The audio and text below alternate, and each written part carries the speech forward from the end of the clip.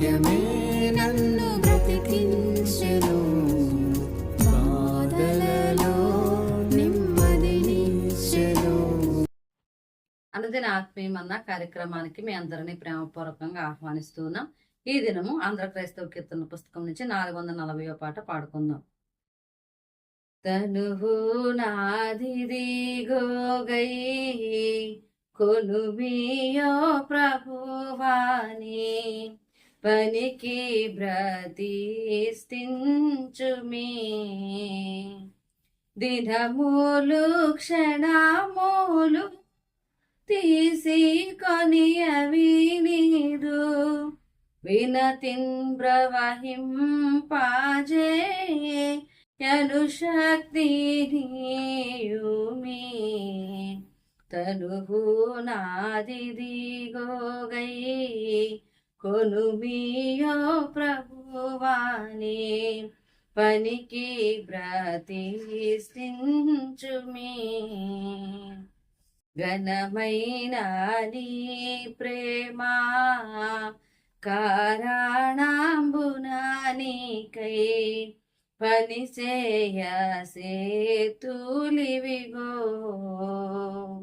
యనయాంబు నీ విషయ మై సొగసుగా జురుకు, ధనముతో బరుగెత్తా వినయ పాదములివిగో.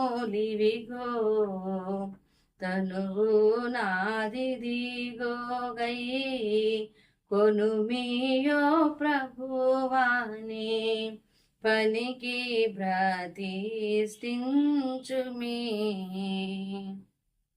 నా ఇష్టమిదిగో ఇది నీ ఇష్టముగా చేయా, నా ఇష్టమిగాదది.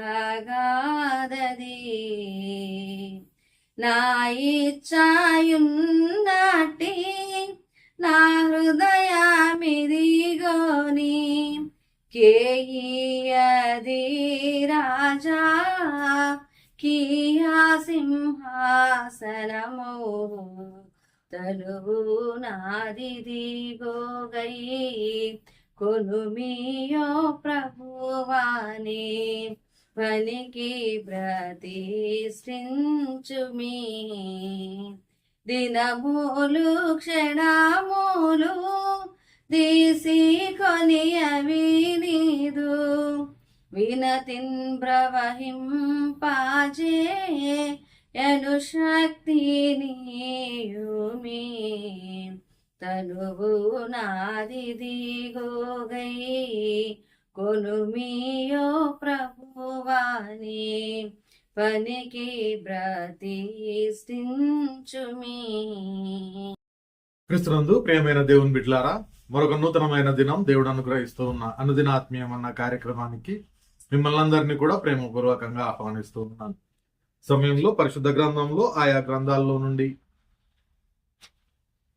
కొంతమంది లేదంటే ఆయా గ్రంథాల్లో ఉన్న మనుషుల ద్వారా మనల్ని ఏం నేర్చుకోవాలని దేవుడు ఉద్దేశిస్తున్నాడు అనే విషయాలను మనము ధ్యానం చేసుకుంటూ మత్తయి సువార్త వరకు పూర్తి చేసుకొని నిన్నటి దినాన మార్కు సువార్తను మనము ప్రారంభించుకున్నాం.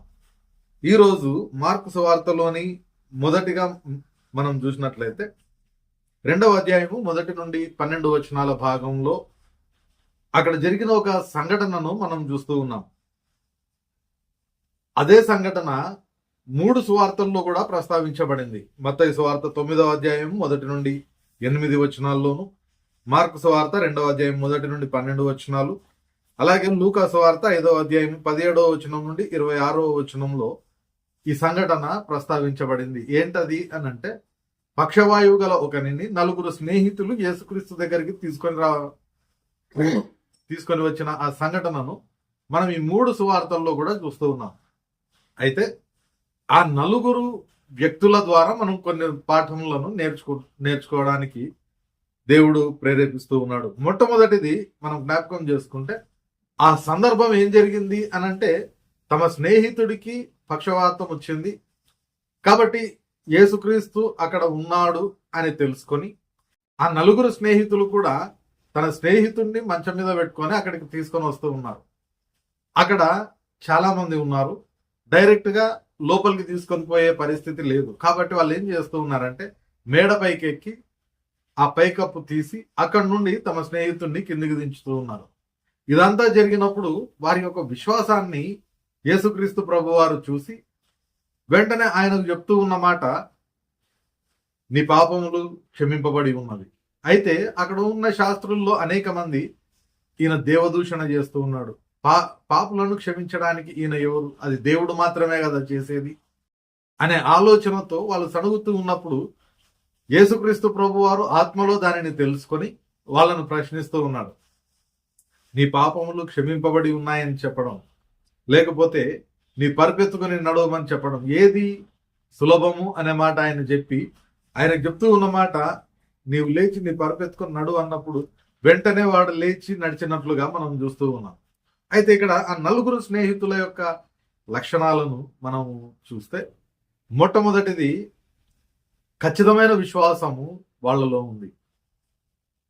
దానినే యాక్టివ్ ఫెయిత్ అని అంటాం. కారణం ఏంటి అని అంటే ఆ విశ్వాసం కలిగి ఉన్నవారు ఖచ్చితంగా క్రియల్లో ఉంటారు. అనేక సార్లు విశ్వాసం కలిగి ఉన్నామని చెప్పుకుంటూ కూడా క్రియలు చేసే సమయానికి ఆ విశ్వాసం అనుమానంగా మారిపోయే ప్రమాదం ఉంటుంది. కానీ ఇక్కడ ఆ నలుగురిలో కూడా వెనక్కు తిరిగే స్వభావం ఎవరిలో లేదు.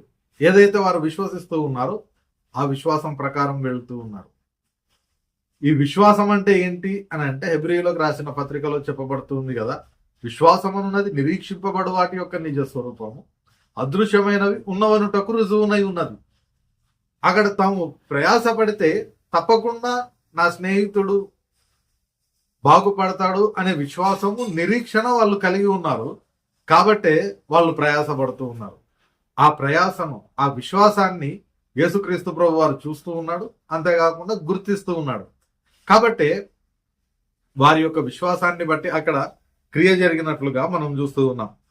ప్రియమైన దేవుని బిడ్డలారా, పాత నిబంధనలో అలాగే క్రొత్త నిబంధనలో కొన్ని సంఘటనలను మనం జ్ఞాపకం చేసుకుంటే, అబ్రహామును దేవుడు ఎప్పుడైతే పిలుస్తూ ఉన్నాడో ఆ దేవుడు ఎక్కడికి నడిపిస్తాడు, ఎలా ఆశీర్వదిస్తాడు ఏది కూడా తెలియని ఆ సమయంలో కేవలము దేవునిని చూడకపోయినా ఆయన యొక్క స్వరాన్ని బట్టి ఆ దేవుని యందు అబ్రహాము విశ్వాసం ఉంచి తన భార్యను తీసుకొని వెళ్ళిపోతూ ఉన్నాడు. ఆ విధంగా ఆయన తన స్వజనాన్ని, తన స్వస్థలాన్ని విడిచిపెట్టి వెళ్ళిపోవడానికి చాలా విశ్వాసం కావాలి.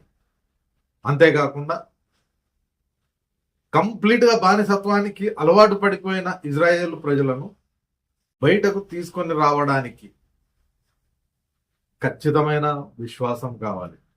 కాబట్టి అబ్రహాములోను విశ్వాసంలోను ఆ విశ్వాసాన్నే మనం చూస్తాం. ఆ విశ్వాసం వాళ్ళు తమ జీవితంలో కనబరిచారు కాబట్టే దేవుని గొప్ప కార్యాలను వాళ్ళు చూడగలుగుతా ఉన్నారు.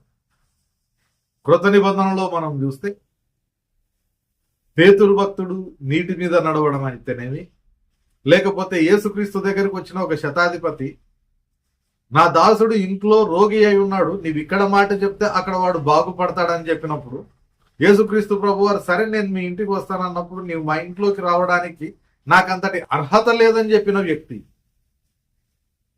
ఆ క్రీస్తు మాట పలికితే చాలు నా దాసుడు స్వస్థపరచబడతాడనే ఆ విశ్వాసము మనం చూస్తే చాలా ఖచ్చితమైన విశ్వాసంగా మనం చూస్తాం. అటువంటి నిజమైన శ్రేష్టమైన విశ్వాసం కలిగి ఉంటే ఆ విశ్వాసం ఖచ్చితంగా క్రియలకు నడిపిస్తుంది. యాకోబు భక్తుడు అందుకే తన పత్రికలో అంటాడు కదా, క్రియలు లేని విశ్వాసము మృతము అని అంటాడు. ఇక్కడ ఈ నలుగురిలో కూడా ఆ ఖచ్చితమైన క్రియారూపకమైన విశ్వాసం ఉంది.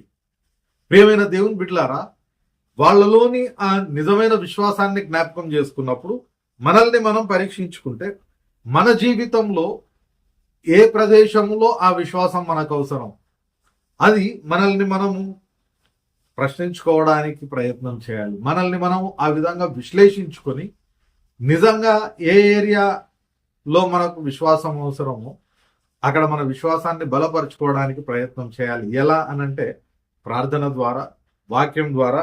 అంత మాత్రమే కాకుండా మన పట్ల దేవుడు చూపిస్తూ ఉన్న ఆ యొక్క విశ్వాస్యతను మన పొరుగు వారితో పంచుకోవడం ద్వారా మనము విశ్వాసంలో స్థిరపడే అవకాశం ఉంటుంది.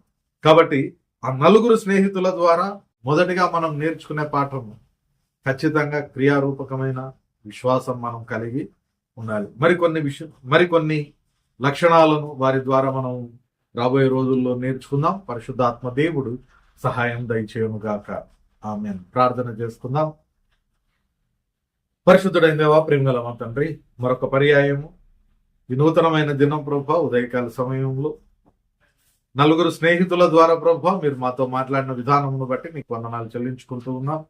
వారిలోని క్రియారూపకమైన విశ్వాసము మేము కూడా మా జీవితాల్లో కలిగి ఉండడానికి కృప దయచేయమని వేడుకుంటూ, నేటి మా పని పాటలన్నింటిలో మీరే తోడుగా ఉండి, నిశ్చితమైతే ప్రభా రేపటి దినాన మరొక పర్యాయము నీవు అనుగ్రహించే అనుదినాత్మీయమన్న భుజించు కృపను మాకందరికీ దయచేయమని వేడుకుంటూ యేసు పరిశుద్ధ నామమున ప్రార్థించి వేడుకుంటున్నాం తండ్రి. ఆమేన్. తండ్రి, కుమార, పరిశుద్ధాత్మ త్రియేక దేవుని సకల దీవెనలు సదాకాలం మనకందరికి తోడయుండి నడిపించునుగాక. ఆమేన్.